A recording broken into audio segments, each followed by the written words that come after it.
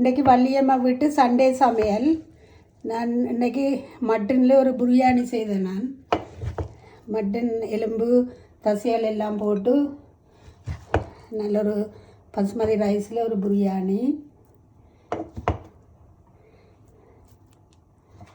அதுக்கு தனி ஆட்டிறைச்சி கறி, உருளைக்கிழங்கு போட்டால் கொஞ்சம் கறி வித்தியாசமான டேஸ்ட்டாக இருக்கும்.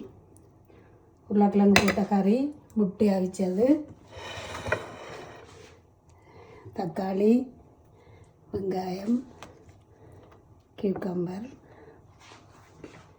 இது ரைத்தா, இது கத்தரிக்காய் பொரித்து ஒரு சோஸ் எல்லாம் போட்டு ஒரு சம்பல் செய்யறதுனா நல்ல ருசியாக இருக்கும். பிரியாணிக்கு வித்தியாசமாக இருக்கும். பாருங்கள், இதுதான் இன்றைக்கி எங்களோட சாப்பாடு.